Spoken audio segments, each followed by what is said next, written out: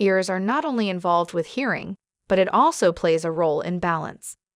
Now moving to the point to understand what an ear problem is. So, an ear problem, patient complains of decreased hearing to ear pain. He may also complaints of sounds, such as ringing or buzzing. Let's have a diagnose of ear problem by physical examination and asking few important questions to your patient. You will examine ears of your patient, test the reflexes and movement of your patient. You may carry out the testing of ear of your patient by placing a tuning fork in middle of forehead of your patient, behind the ear, and in front of your patient's ear, and ask your patient what he hears while carrying out the ear test. In another test, you whisper in your patient's ear. In case of a child, as your patient suffering from ear problem, you may carry out some exercises to see how child will respond to sound, such as his name or simple words.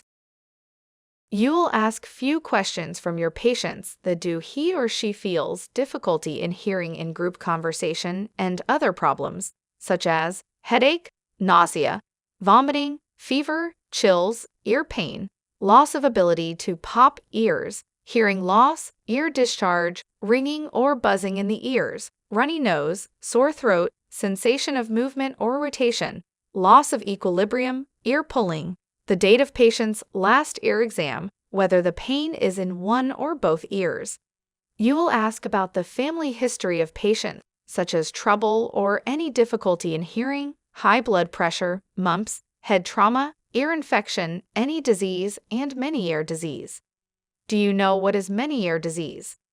It is a disorder of inner ear that is characterized by episodes of feeling like the world is spinning or vertigo and tinnitus. There is a chance of any object in ear of your patient. So ask your patient if he has taken bath or swimming, or have spent time in noisy environment.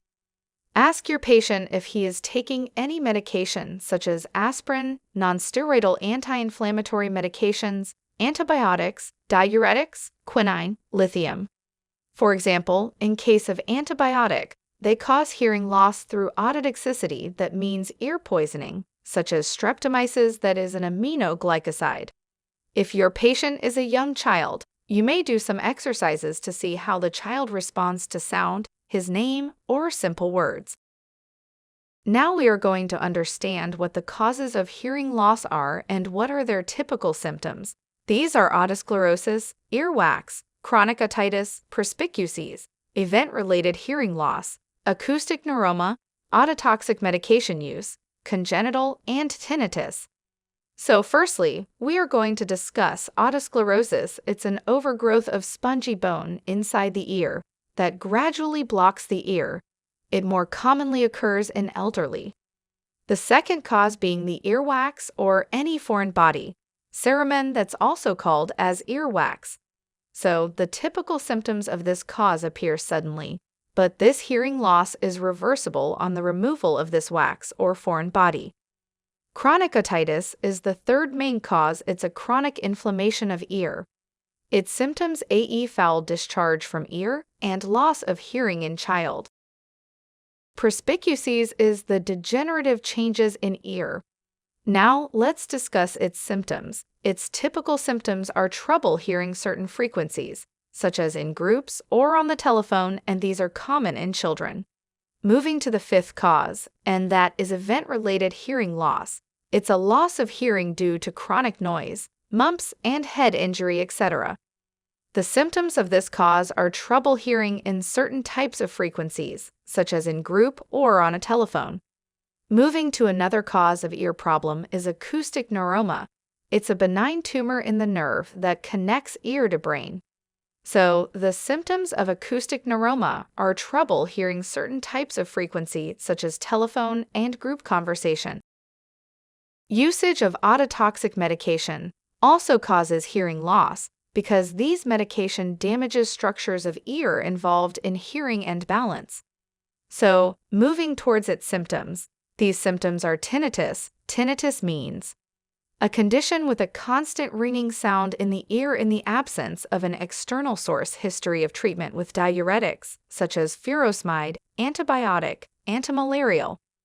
Moving toward another cause of ear problem, and that is congenital. It means hearing loss present since birth, and patient has the family history of deafness or delayed speech. Tinnitus also causes hearing loss. It's ringing in the ears, moving towards its typical symptoms, and that are ringing sound, sometimes hearing loss. Aspirin is sometimes its reason. Now moving towards the causes of ear pain or discharge, and these are otitis media, otitis externa, acute mastocytitis, chronic otitis externa or media. First cause being the otitis media. Its symptoms are ear pain, irritability of ear or fever, and it sometimes occurs after cold. Moving towards third last cause of ear pain and discharge, and that is otitis externa. Its symptoms are ear pain, discharge, decreased hearing or fever. It may occur after swimming. Do you know what the difference between otitis media and otitis externa is? Well, otitis media is inflammation or infection of middle ear, and otitis externa is inflammation of external portion of ear, also known as swimmer's ear. Moving to second last cause of ear pain and discharge is acute mastocytitis. What is it? It's an inflammation of bone behind the ear. It usually occurs after otitis media. Last cause of ear pain and discharge is chronic otitis externa or media. It's a constant inflammation of the ear. Its symptoms are foul-smelling discharge from ear, decreased hearing, and little ear.